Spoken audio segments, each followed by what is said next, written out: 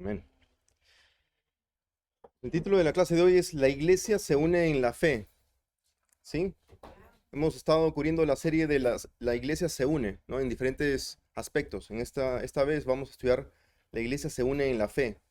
Y vamos a estar cubriendo el capítulo 3 de Gálatas. Capítulo 3 de Gálatas. Hace un par de días escuché en un podcast a Evis Carballosa. Yo no sé si alguno de ustedes lo conocen. Claro, sí, es de origen cubano. Uf, de verdad. Nació en Buenísimo. España y de pequeño viajó a España. Estados Unidos, después regresó después a España. Excelente, es uno de los mejores para mí. Es como un John MacArthur, pero en español. Sí, Y, es viejito. y lo escuché contar una historia, ¿no? En la que él pregunta, en la cola que estaba haciendo, en la fila que estaba haciendo, le pregunta a una persona que estaba atrás de él, que se había autoidentificado como sacerdote. Le dice, con usted yo quería hablar, le dice, ¿no? ¿Usted es sacerdote? Sí, le confirma. Y le dice, tengo una pregunta.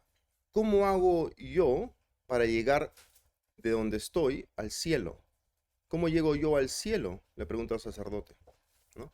Y después de una pausa, el sacerdote católico le contesta, el cura católico, le contesta, pórtese bien y no le haga mal a nadie, ¿no? Esa es una respuesta bien estándar, ¿sí?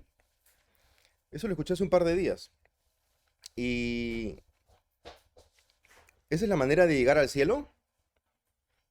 ¿Así se llega al cielo? ¿Portándose bien y no haciéndole mal a nadie? Y hace un par de semanas hablé con mi tía, que vino de Perú. Ella es muy religiosa, es una católica catecúmena, ¿no? Que relativamente hablando, comparado con otros católicos romanos, son relativamente bíblicos, ¿sí? Conocen su Biblia, ¿no? Am, y yo le pregunté, tía, ¿qué debo hacer para ir al cielo? ¿No? ¿Y qué creen que me contestó? Me contestó algo parecido. Me dijo, ama a Dios sobre todas las cosas y a tu prójimo como a ti mismo. Y cuando le dije que nadie podía hacer eso, ella me dijo, sí, pero lo importante es intentarlo, ¿no? Respuestas bien estándares. O sea, eso es lo que la gente te va a decir en general. Hey, ¿eres una buena persona? Sí, claro. A cualquiera en la calle le preguntan, hey, ¿eres una buena persona? Y te van a decir, sí. O sea, no he matado a nadie, ¿no? Y si lo he hecho una sola vez o lo que sea, ¿no? Cualquier cosa le van a decir. Pero esas son respuestas bien estándares, bien reales, que uno se encuentra en la calle cuando conversa con la gente, ¿no? Obviamente ninguna de esas dos respuestas es la manera correcta de cómo llegar al cielo, ¿sí? Ese es un evangelio cultural, intuitivo, natural, humano y hasta carnal, se podría decir, ¿no? Pero sabemos que solamente hay un verdadero evangelio, ¿no? Entrando un poquito a la historia, Martín Lutero, el teólogo y fraile católico agustino que comenzó e impulsó la reforma protestante hace 500 años y cuyas enseñanzas culminaron con las 5 solas de la reforma, se convirtió a Dios, es decir, nació de nuevo al profundizar, al estudiar el libro de los Romanos y los Gálatas, ¿sí? Especialmente aquellas secciones en donde se describe la inescapable e infinita justicia de Dios. ¿Sí? Es inescapable y es infinita la justicia de Dios y también la que Él demanda, ¿sí? Ah, y la indispensable necesidad de ser salvos solamente por la fe. Esa era la cruz de la Reformación, ¿sí? Y obviamente la Reformación concluyó con la formulación de las 5 solas de la Reformación, ¿no? Las 5 solas de la Reformación. Am, ¿Cuáles son las 5 solas? Tenemos la sola escritura, o sea, la escritura solamente que nos dice que la Biblia, y solamente la Biblia, es nuestra máxima autoridad. Y que debemos interpretar al mundo entero, todo lo que interpretamos del mundo debe ser interpretado a través de las escrituras, ¿no? O sea que en lugar de decir, ella es una buena persona, pero necesita conocer a Dios. No debemos de decir eso. Lo que debemos de decir es, de acuerdo a la Biblia, ella, aunque religiosa, no conoce a Dios y es enemiga de Dios. Y por lo tanto hay que compartirle el Evangelio para que se salve, para que se reconcilie con Dios. ¿Sí?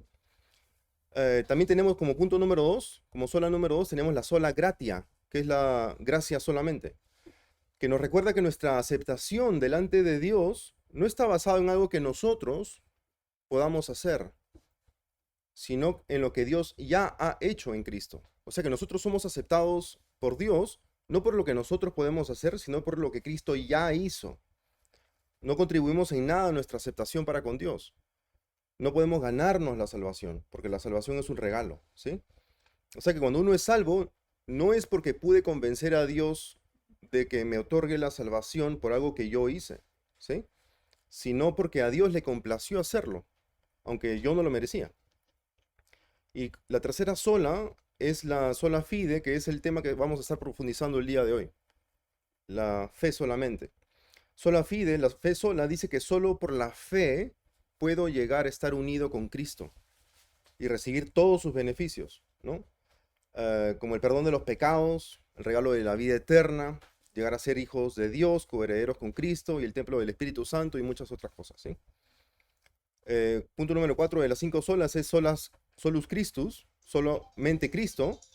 Solamente Cristo declara que la salvación es posible únicamente por la muerte y resurrección de Cristo, nada más, ¿no? Yo soy la verdad, el camino de la vida, nadie llega al Padre excepto mediante mí, ¿no? Solamente Cristo es el único que nos puede llevar a Dios. Él es el único mediador entre Dios y los hombres. O sea que el sacrificio que satisfizo a Dios, porque se necesitaba un sacrificio, ¿sí? Ese sacrificio lo satisfizo Cristo en la cruz. Yo no pude contribuir a ese sacrificio que Dios requería, ¿sí? Y por último, el punto número 5 de la reforma, de las 5 solas de la reforma, es soli Deo gloria, es decir, a Dios sea toda la gloria. Ese es el pegamento que une a las 5 solas y la resume así.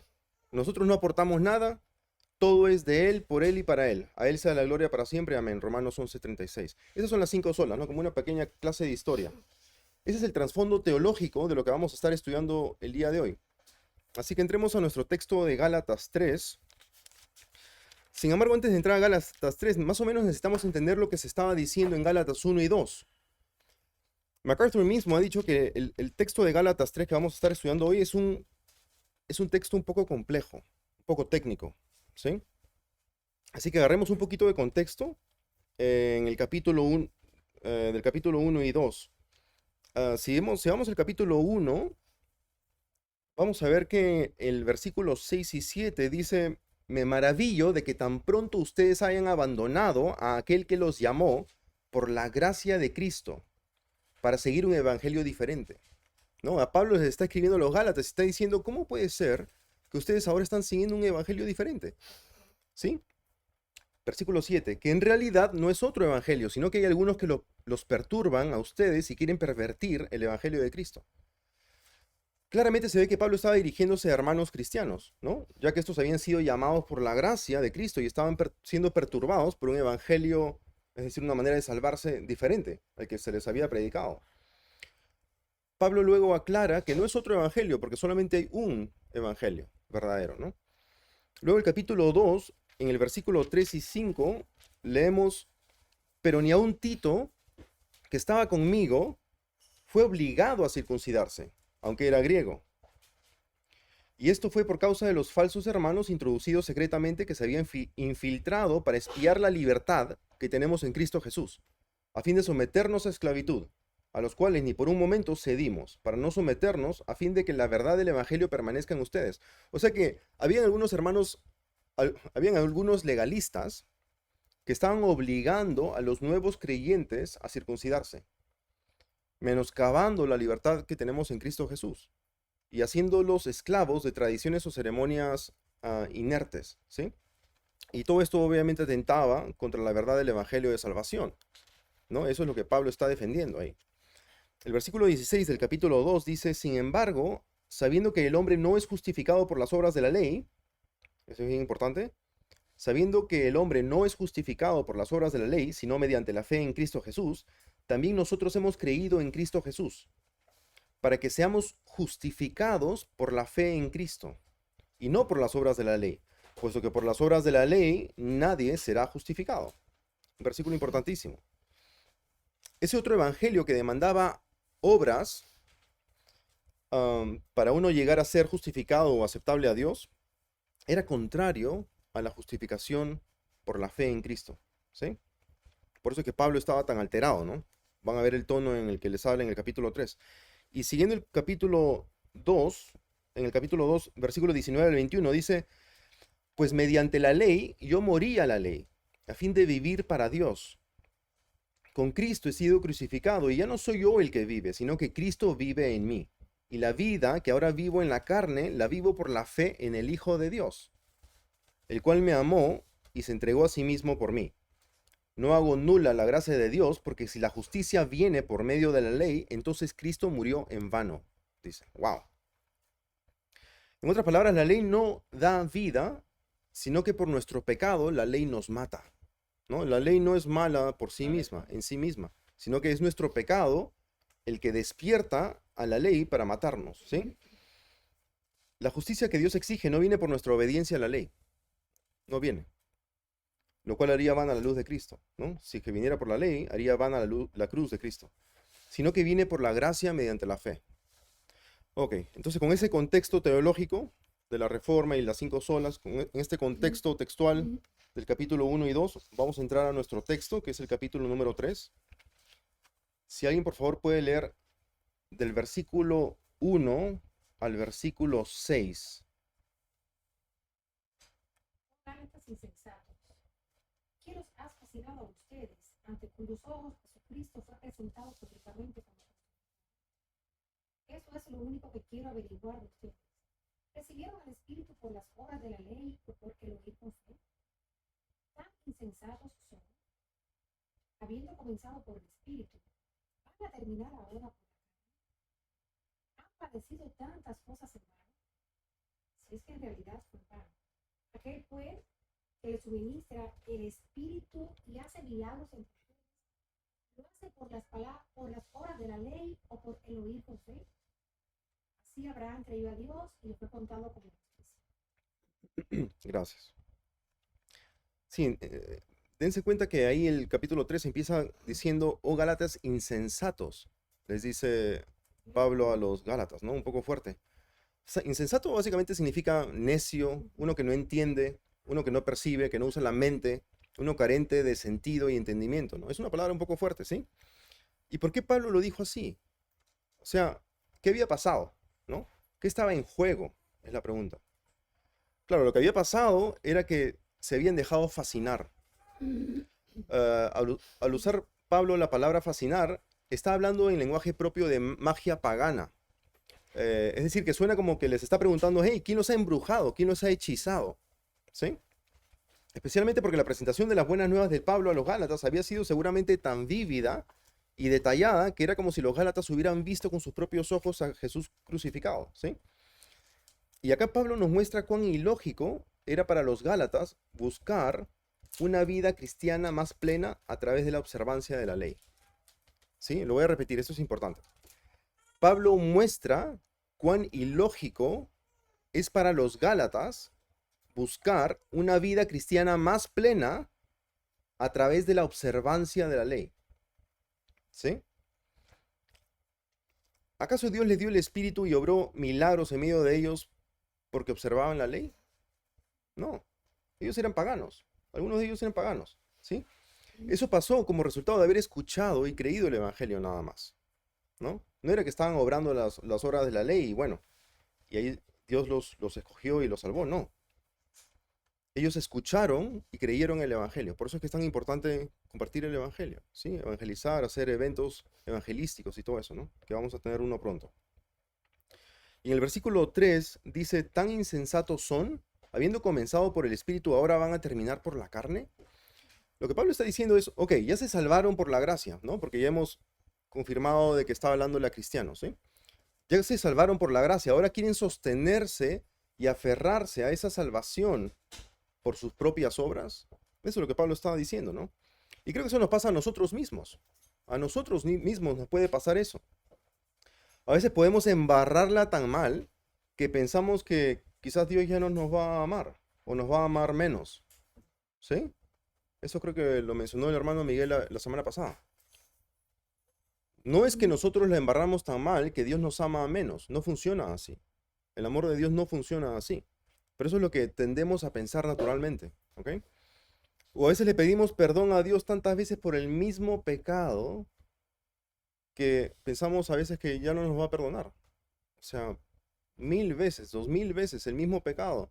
Y le pedimos perdón, a veces con lágrimas. Y decimos, wow, ya tantas veces ya no nos va a perdonar. Pero Dios no es un hombre como nosotros. Dios sí nos perdona, ¿sí? 70 veces 7, ¿sí? Pero eso es lo que equivocadamente muchos de nosotros pensamos. Am, por eso algunos profesores dicen que desgraciadamente todos llevamos a un pequeño católico romano en nuestros corazones, porque así funciona el catolicismo, ¿sí? Entonces debemos siempre recordar que Dios no nos ama más o menos de acuerdo a nuestros logros religiosos, a nuestro desempeño moral, a nuestro cumplimiento de la ley, sino conforme a su infinita e incondicional gracia para con sus elegidos, ¿sí? Eso es lo que es importante recordar. ¿Alguna pregunta hasta ahora? ¿No? ¿Alguien? ¿Nadie? Sí. Pero tenemos que saber que Dios le da la ley al pueblo, ¿no? Mm, Dios, Dios manda su ley para que nosotros veamos que no podemos cumplirla y que entonces solo por fe nos puede salvar. El mismo Pablo, que era un aventajado en cumplir las obras de la ley y demás, que él dice, yo soy fariseo, de fariseo, y en cuanto a la ley irreprensible y todo, Pablo dijo, wow, es verdad que no se puede.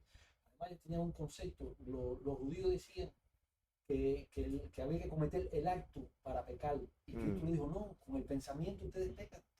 No solo porque él decía, no matarás, entonces decía, bueno, si yo no mataba a nadie, ya yo cumplí eso. Y Cristo dijo, no, si tú le dices a tu hermano, fato, imbécil o algo de eso, ya tú estás pecando con Dios. Entonces entonces nosotros tenemos que saber eso, que el cumplimiento de la ley, que nuestro comportamiento no es nada que nos acerque a Dios. Nuestra mano vacía, pidiéndole a Dios misericordia, su gracia para que nos perdone, es lo que Dios acepta. No nuestro esfuerzo. sí, así Pero es. la ley es necesaria para mostrar nuestro pecado. Para mostrar Claro. Que necesitamos. Salvador. que necesitamos, Sí. que no podemos cumplirla. Ujú. Ese es uno de los usos de la ley. Sí. Eso lo vamos a Las estar cosas tocando buenas que después. logramos hacer es un resultado de haber creído en el que da vida. Claro, exacto, exacto. Claro, es una manifestación de lo que realmente sentimos, ¿no? Sí. Ah, entonces, volviendo a Gálatas 3, ¿qué estaba en juego en la iglesia de Galacia? ¿No? Nada menos que la salvación de los Gálatas. Eso es lo que estaba en juego, ¿sí? No porque, no porque no sabían cómo se salvaban, sino porque no estaban seguros de cómo se mantenían salvos, por decirlo de alguna manera, ¿no? Y la persona que Pablo utiliza como ejemplo es Abraham. ¿Y por qué Abraham? Porque Abraham es el padre de los judíos y porque fue la primera persona con que Dios estableció la circuncisión como una señal de pacto, ¿sí? Eso en Génesis 17. Lo interesante es que Abraham llegó a reconciliarse con Dios mediante la fe, ¿no? Por fe. Y esa reconciliación ocurrió 14 años antes de la circuncisión, que era justamente lo que estos judaizantes estaban tratando de imponer, ¿sí? O sea que Abraham se reconcilió con Dios 14 años antes de circuncidarse y 4 siglos antes de que apareciera siquiera la ley de Moisés. O sea que no era que alguien pudiera haber dicho Abraham se salvó por la ley o Abraham se salvó por seguir el requerimiento ceremonial de la circuncisión. No. Por eso es que Pablo escoge a Abraham, ¿sí? O sea que era absurdo que aquellos que decían ser hijos de Abraham, ¿no? El patriarca cuya fe se le contó por justicia, requirieran que la gente se circuncidara para que Dios lo aceptara. Era un absurdo, ¿sí? Ahora, como un paréntesis, ¿cuál era el objeto de la fe salvífica que Abraham tuvo? O sea, ¿en qué creía, no? ¿Abraham creyó el evangelio de salvación alcanzada mediante la fe de Jesucristo? ¿Abraham? ¿2000 años antes de Cristo? Claro, tuvo que haberlo creído. No, pero no fue atrás. Es una pregunta bien compleja, Sí. bien compleja. Ajá. Él sabía que venía una salvación, todavía no lo había visto. Miraba hacia él. Mirando. Claro. Porque des en cuenta que la respuesta a esto también contesta en parte cómo se salvaban las personas antes de Cristo. ¿Sí? Vayamos al versículo 7 de este mismo capítulo, de Gálatas 3. Dice, por tanto, sepan que los que son de fe, estos son hijos de Abraham. La escritura, previendo que Dios justificaría a los gentiles por la fe, anunció de antemano las buenas nuevas, el Evangelio, a Abraham, diciendo, en ti serán benditas todas las naciones. Así que los que son de la fe son bendecidos con Abraham el creyente. Claro, el Evangelio no significa solamente Cristo vino, vivió una vida santa, murió en la cruz y resucitó el tercer día. ¿No? Ese es el Evangelio, esas son las buenas nuevas post muerte de Cristo, por decirlo de una manera, ¿no? Pre-Cristo, las buenas nuevas, el Evangelio significaba, no te preocupes, Dios va a proveer un Salvador, ¿no? Exacto, por fe. O sea, y tienen que creer en eso, ¿no? O sea que básicamente las personas en el Viejo Testamento se salvaban por la fe también. ¿Fe en qué? En lo que sea que Dios había revelado hasta ese momento, ¿no? ¿Sí? Si Dios había revelado un poquito hasta ese momento a Eva, ¿no? Tu hijo, la serpiente, toda esa verdad, y Eva le creía, entonces era salva, había sido salvada, porque le había creído. Tengo una pregunta. Entonces, dice la palabra que somos salvos por fe. Es decir, que es la misma fe que Dios le daba a aquellos antiguos, ¿eh? Exacto. Claro, porque la fe, Porque solo Dios la podía dar. La ponía en el corazón. exacto, ¿Dónde Dios te da esa misma fe? exacto, exacto. La Yo fe, creo que los judíos, Juan el Bautista le decía, crean, arrepiéntanse y sean bautizados. Y ahí no miraban a Cristo todavía. Era el creer en lo que el padre Abraham había predicado. Estaban creyendo en la sombra de lo que venía. sí. Claro, dense cuenta que la fe que se utiliza para creer es un milagro de Dios, ¿sí? Es algo que Dios provee y es una fe salvífica. O sea que ah, nos da el salto para llegar a ser aceptables a Dios. Exactamente lo mismo que pasó a Abraham, ¿no? Él creyó y Dios se lo contó por justicia, ¿sí? Am, Eso fue un paréntesis. Volvamos a nuestro texto. Ya he llegado al punto número 2, que es la fe en Cristo, no la ley, es lo que quita la maldición del pecado. Porque la ley, por el pecado, trae una maldición, ¿sí? Leamos, por favor, Gálatas 3, del 10 al 14, si alguien me puede ayudar con eso.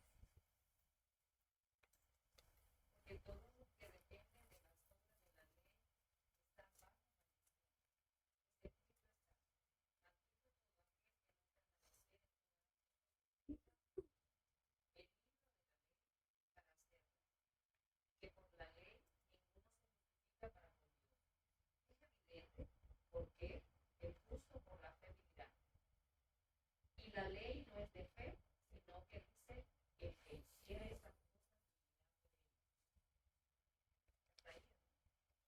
Ah, 16, please.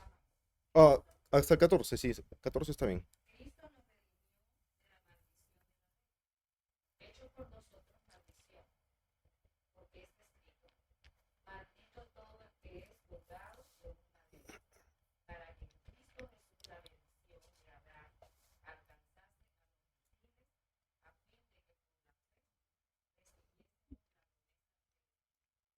promesa. Ujú. Sí, si alguien puede buscar, por favor, Romanos 3 y otra persona Santiago 2. Pablo dice que está bajo maldición todo el que se apoya en sus obras de la ley para intentar ser aceptable a Dios, ¿sí? Romanos 13. Ahorita se lo doy. O sea que Pablo está diciendo que todo el que se apoya en sus propias buenas obras, que están de acuerdo a la ley, para intentar ser aceptable a Dios, está bajo maldición, ¿sí? ¿Y por qué dice eso? Romanos 3:23, please.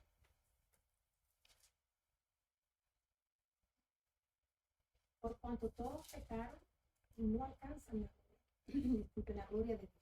Exacto. Porque todos pecan y no alcanzamos la gloria de Dios y por lo tanto todos estamos bajo maldición.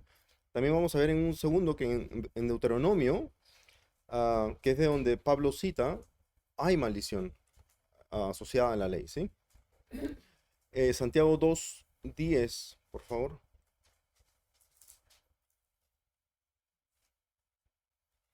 Que cualquiera que guardare toda la ley, pero ofendiere en un punto, será culpable. Exacto. O sea que la ley es como un espejo extremadamente fino y delicado, ¿sí? Que si lo rompes en un solo punto, se va a romper en su totalidad. Eso es lo que pasa, ¿sí? Pero nosotros no le hemos roto en un solo punto, sino le hemos roto en múltiples puntos, ¿sí? Millares de puntos, incontables veces, ¿no? Así como somos culpables de romper la ley entera, ¿ok? Y cuando Pablo dice que escrito está, maldito todo el que no permanece en todas las cosas escritas en el libro de la ley para hacerlas, está citando Deuteronomio 27:26. Vayamos a Deuteronomio un ratito.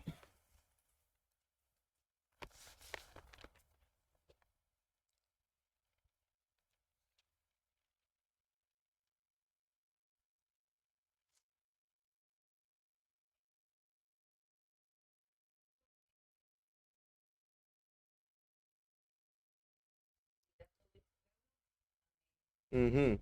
Sí, y dense en cuenta que si lo vemos un poquito en contexto, ¿no? Si vamos al capítulo, o déjenme leérselos, el capítulo, sí, sí, sí, no, está bien, pero si lo leemos un poquito en contexto, y vamos a Deuteronomio 11:26 a 28, dice, miren, hoy pongo delante de ustedes una bendición y una maldición. Ese es Moisés hablando por parte de Dios, ¿no? La bendición, si escuchan, y por implicación si obedecen, los mandamientos del Señor su Dios que les ordeno hoy. Y maldición, por otro lado, ¿no?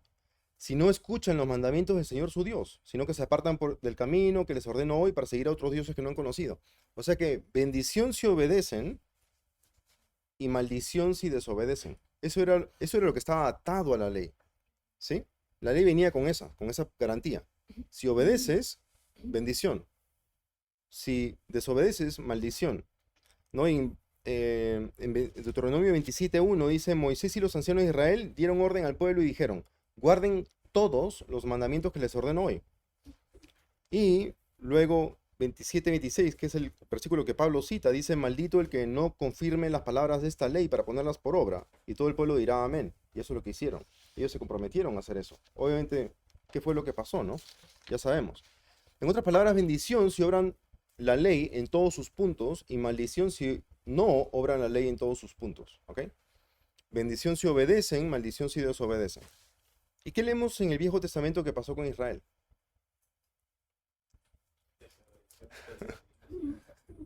Exacto. Cuando Moisés muere, Dios le dice, este pueblo se va a ir detrás de estos dioses. Ya Dios sabía, tú no tienes, como él sabe el futuro, que Dios se va a constituir y demás, y entonces vendrá la maldición sobre ellos, los pesareros, los colorareros, todas las maldiciones de Dios. Hasta que Cristo venga serán así.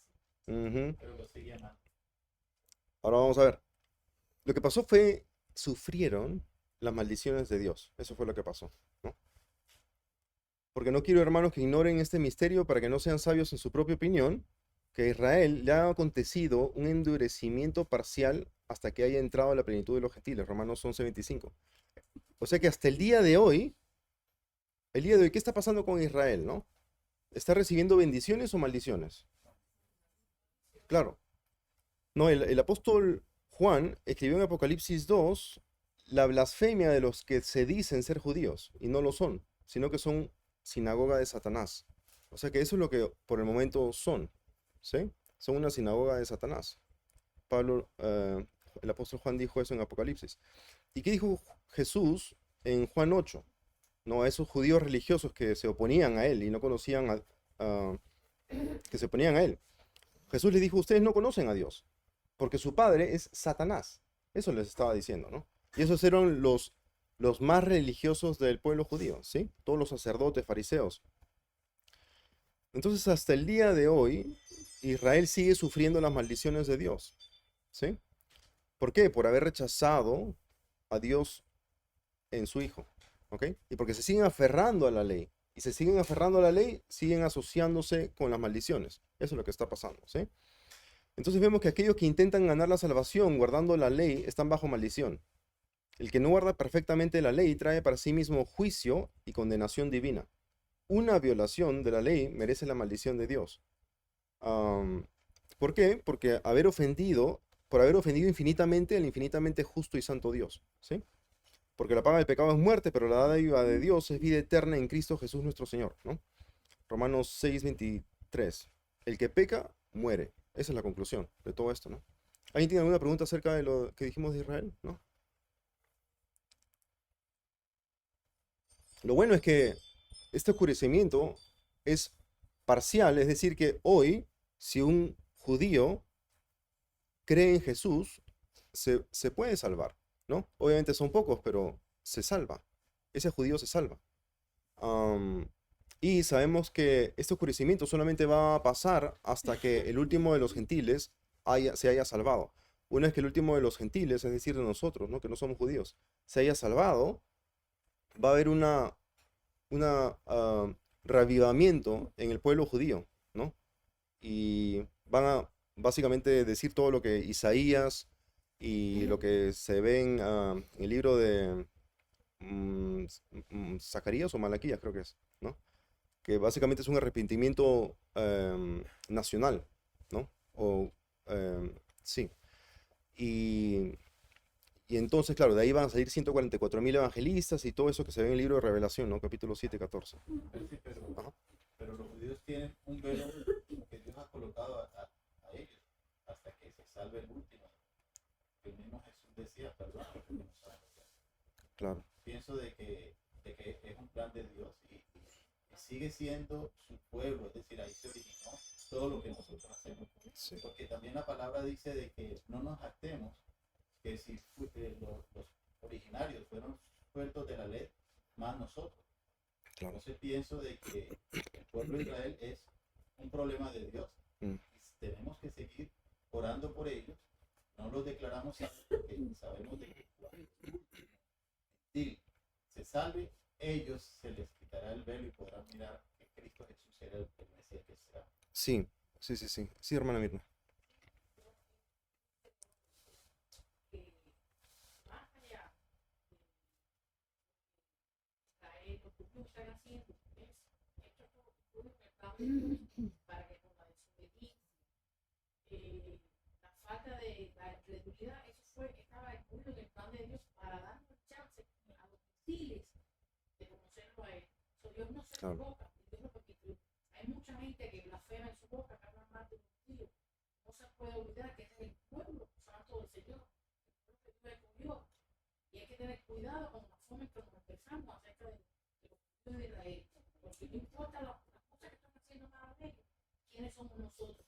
Y si Dios ha permitido eso, porque Dios castiga, maldice, cualquier cosa, Dios es amor, pero Dios trabaja en eso. Ese es su pueblo. Y gracias a la desobediencia de ellos, nosotros hemos conocido al Señor. Sí, así es. Así es. Cuando uno ore, hay que orar por el pueblo de Israel y por el pueblo palestino también. Una ordenanza de Dios. Exacto. Nos dice, orar por la paz de Jerusalén. Ujú. Eso nos dice los conflictos, sufrimientos, Y guerras. incluye los palestinos y todo eso. Claro, incluye realmente al mundo entero porque el mundo entero es nuestro campo evangelístico, ¿sí?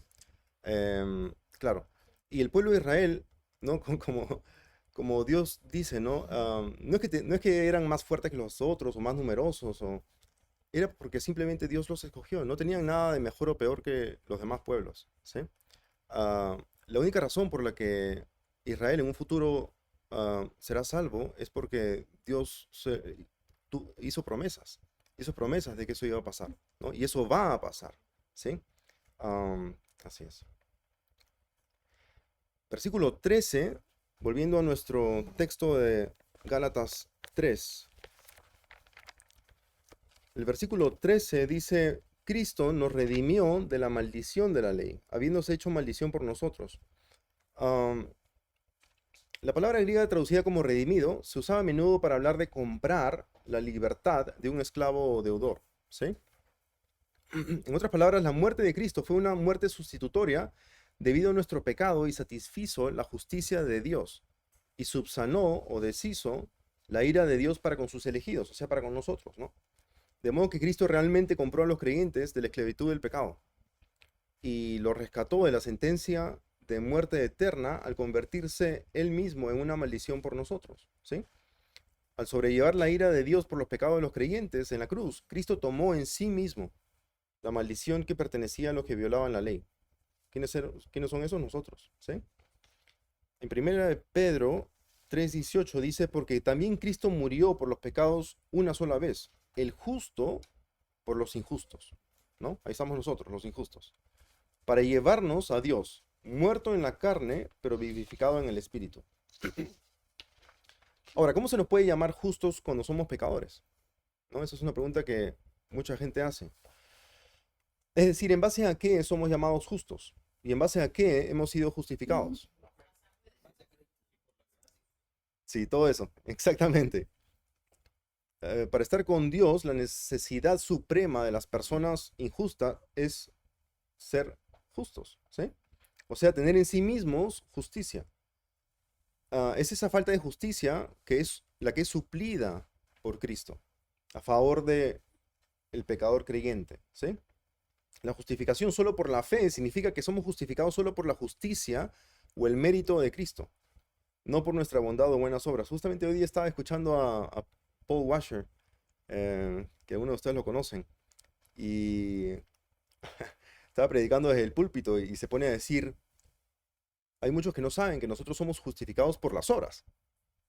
Y todo el mundo se queda como, wow. Y dicen, todavía no me bajen del púlpito, dice. Somos justificados no por nuestras obras, sino por las obras de Jesús en la cruz, ¿sí? Sí, casi lo bajan del púlpito, sí. Y eso fue lo que pasó, ¿no? La justificación por la fe significa que las obras que nosotros hacemos no son lo suficientemente buenas para hacer que Dios nos acepte en su presencia. No lo son. ¿No? Si alguien podría, por favor, buscar 2 Corintios 5 y otra persona Efesios 2. La justificación que Dios requiere y que recibimos de Dios es forense. ¿No? Esa es una palabra un poco rebuscada. La justificación que Dios requiere y que recibimos de Dios es forense, o sea, tribunal, judicial, legal, ¿no? O sea que somos declarados, somos contados como justos. Cuando Dios imputa, es decir, atribuye, aplica, entrega la justicia de Cristo a nuestra cuenta. ¿Ok? Y la condición necesaria para esto es la fe. 2 Corintios 5:21, por favor.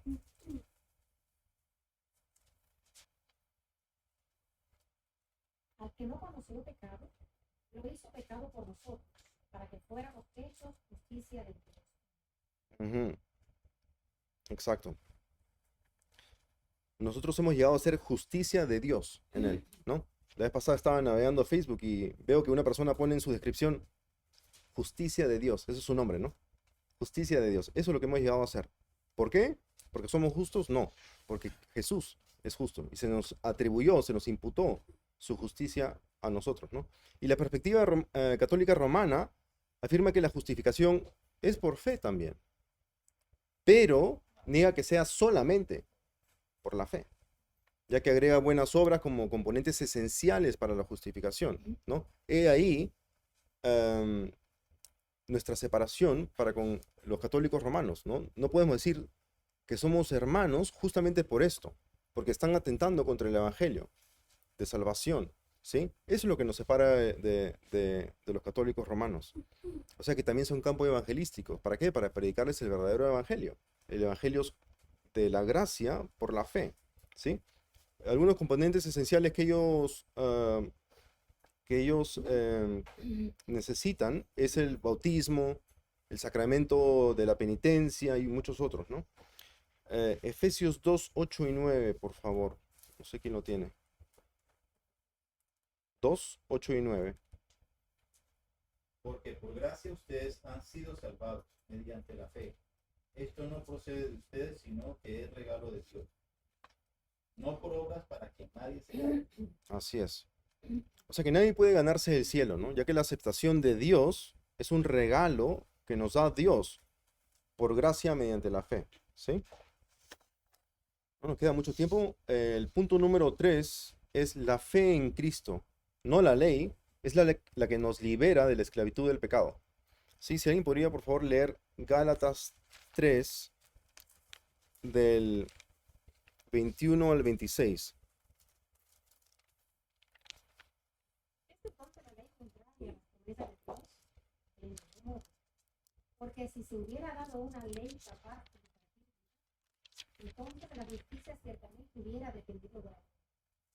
Pero la Escritura lo encerró todo bajo pecado, para que la promesa que es por la fe en Jesucristo fuera dada a todos.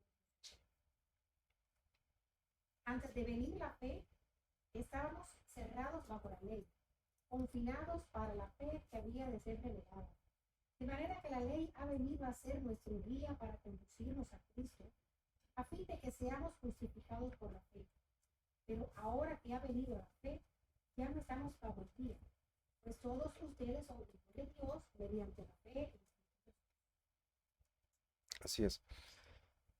Acá más o menos vamos a contestar la pregunta, ¿para qué sirve la ley? ¿No? Si la ley nos salva, ¿para qué sirve? ¿Sí? Sí. ¿Cómo es que dice la Reina Valera? Ay, ese es supuesto ay. Sí.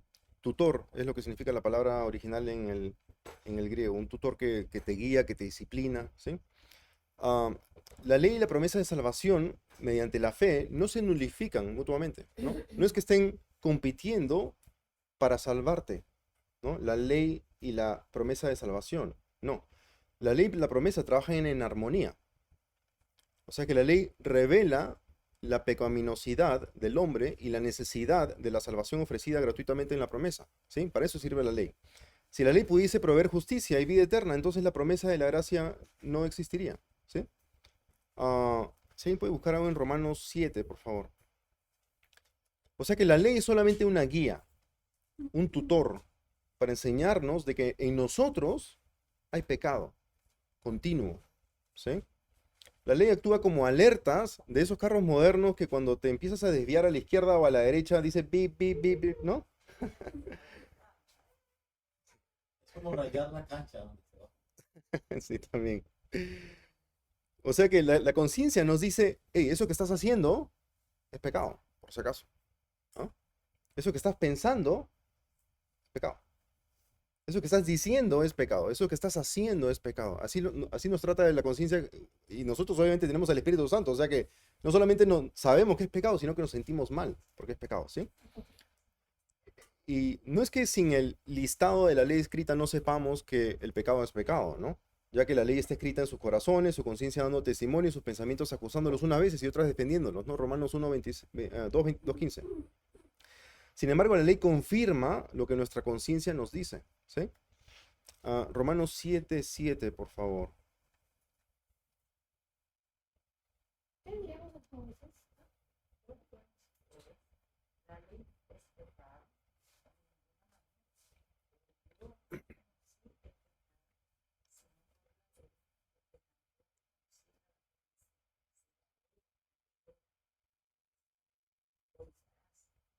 Ujú. Claro, entonces la ley nos informa del pecado y de lo que somos sin Cristo, ¿sí? ¿Qué es lo que somos sin Cristo? Pecadores sin esperanza de llegar a Dios. Y también nos informa de que somos esclavos del pecado, sin Cristo y el Espíritu Santo, ¿no? Sin embargo, hoy ya no estamos bajo la guía de la ley, porque ya no estamos bajo la ley, sino bajo la gracia, ¿sí?